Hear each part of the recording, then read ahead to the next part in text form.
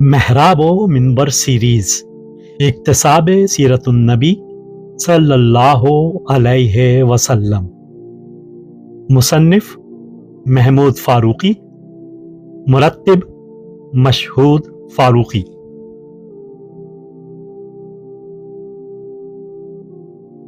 آٹھواں حصہ ہجرت و غزوات اور قیام ریاست اسلامی، مصنف محمود فاروقی، مرتب مشہود فاروقی۔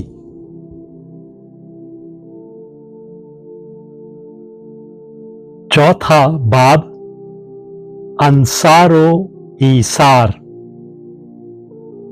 مدینہ کے اسلامی معاشرے میں اخوت و خیر خواہی کی اثر انگیز مہم۔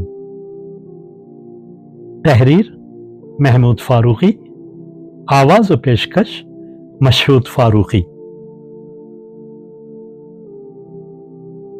مدینہ کے انصار نے مکہ کے ستم رسیدہ اور مظلوم مہاجرین کو اپنے شہر میں پناہ دی تھی، اور اس طرح انہوں نے ایک بہت بڑے خطرے کو مول لیا تھا۔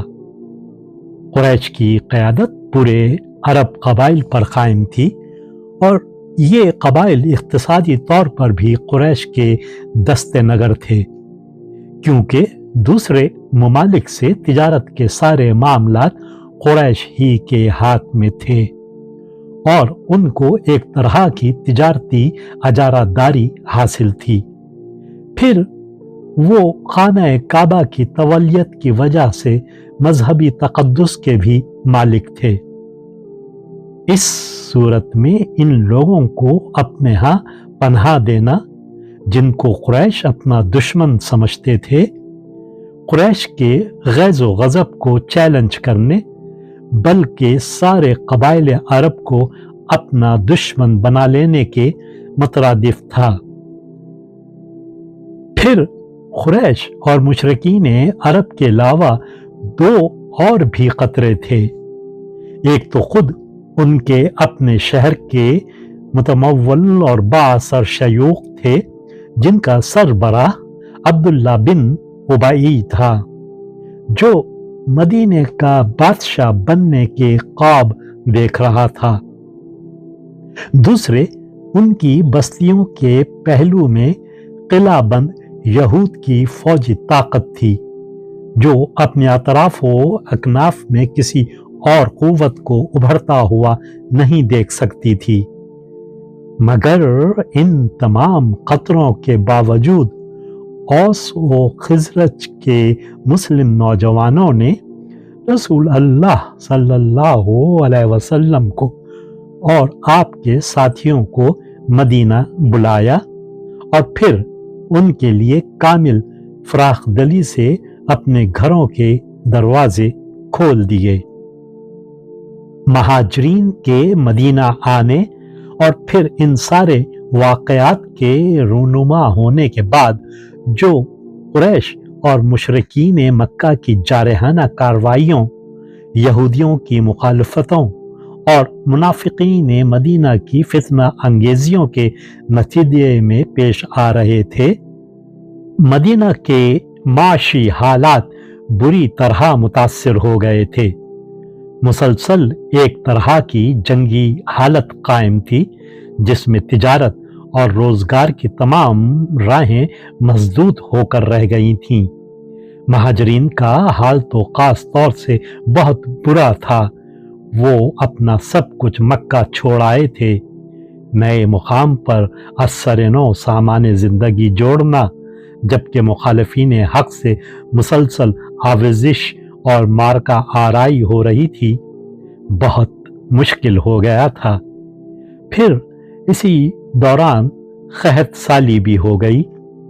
دوسرے، مدینہ کی آب و ہوا کے عادی نہ ہونے کے سبب مہاجرین مکہ میں تپدق کی بیماری بھی پھیل گئی۔ ان نازک اور پرخطر حالات میں یہ انصار ہی تھے کہ انہوں نے جذبہ اخوت का भरपूर मुजाहरा किया और अपने दीनी भाइयों की मदद के लिए ईसार और कुर्बानी की मिसाल कायम कर दी। उनकी रिहाइश का इंतज़ाम किया, उनको अपने कारोबार में शरीक बना लिया, उनसे रिश्तेदारियां कायम की और बिल्कुल अजीज़ों का सा सलूक करने लगे। खुद महाजरीन भी अपनी तंगदस्ती और परेशान हाली के बावजूद बराबर इसके लिए कोशा रहे कि वो अंसार पर बोझ ना बने। अपने जोर बाजू से अपनी किफालत का सामान पैदा कर लें। अंसार में जज्बे अखुवत और हमदर्दी और महाजरीन में इज्जत नफ्स और खुददारी अज खुद नहीं उभर आई थी। अल्लाह और अल्लाह के रसूल की तरफ से मुसलसल उनके अंदर जज्बे खैर को उभारा जा रहा था। आखिरत एक फर्जी, ख्याली और तसव्वुराती चीज नहीं थी, बल्कि उनके लिए आखिरत की जिंदगी इतनी ही हकीकी थी जितनी ये दुनियावी जिंदगी हकीकी नजर आती है। बल्कि इससे भी ज्यादा आखिरत का तसव्वुर महज इल्म नहीं बल्कि एहसास बन गया था। इसलिए कामयाबी का मयार जिंदगी की कामयाबी नहीं बल्कि आखिरत की कामरानी था। आखिरत पर इस यकीन के साथ वो अल्लाह और अल्लाह के रसूल की हिदायत सुन रहे थे और रसूल अल्लाह सल्लल्लाहु अलैहि वसल्लम उनको तलकीन फरमा रहे थे। मुसलमान दूसरे मुसलमान का भाई है। जो शख्स अपने भाई की हाजत रवाई करेगा, अल्लाह उसकी हाजत रवाई फरमाएगा। जो किसी तंगदस्त की तंगदस्ती दूर कर दे, अल्लाह दुनिया और आखिरत दोनों में उसकी तंगदस्ती दूर फरमाएगा।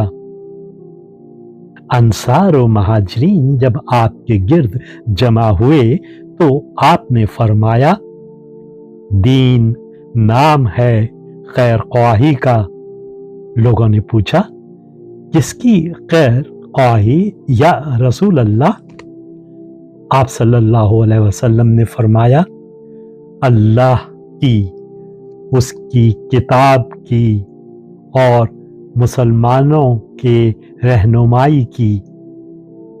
फिर आपने इरशाद फरमाया, और मुसलमान तो दूसरे मुसलमान का भाई है, वो ना उसकी औलाद से पहलू तही करता है, ना उससे झूठ बोलता है और ना उस पर जुल्म करता है। तुम में हर शख्स दूसरे का आईना है। जब उसे तकलीफ में देखे तो उसकी तकलीफ दूर कर दे। आप सल्लल्लाहु अलैहि वसल्लम ने अंसार और महाजरीन के सामने अपने दोनों हाथ फैलाए, फिर दाएं पंजे को बाएं पंजे में पेवस्त कर दिया कि दोनों हाथों की उंगलियां एक दूसरे में अच्छी तरह जकड़ गईं। फिर आप सल्लल्लाहु अलैहि वसल्लम ने जुड़े हुए पंजों को हरकत देते हुए फरमाया, मोमिन के लिए ऐसी इमारत है जिसका एक जुज दूसरे से मजबूत जुड़ा हुआ है। फिर कहा, मोमिन पर मोमिन के 6 हक हैं। नंबर 1, मरीज हो तो इबादत करे।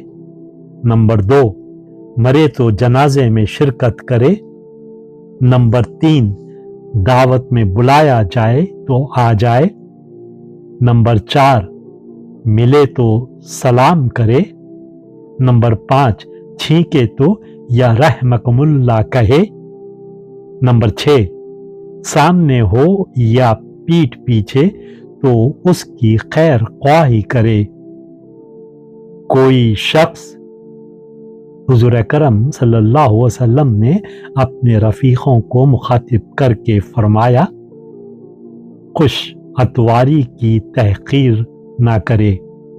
अगर ये ना कर सकता हो तो कम से कम यही करे, जब अपने भाई से मिले तो खुश रोई से पेश आए।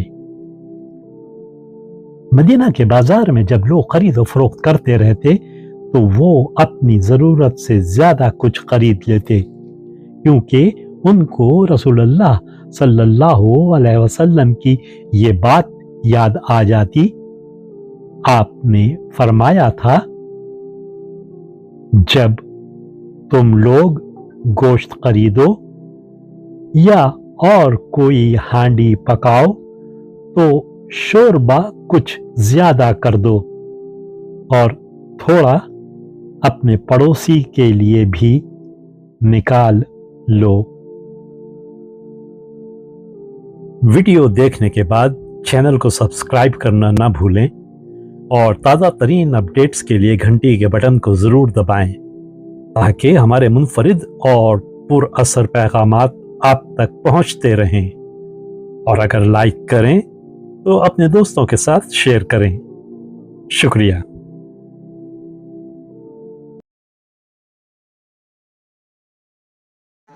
किरण किरण उजाला।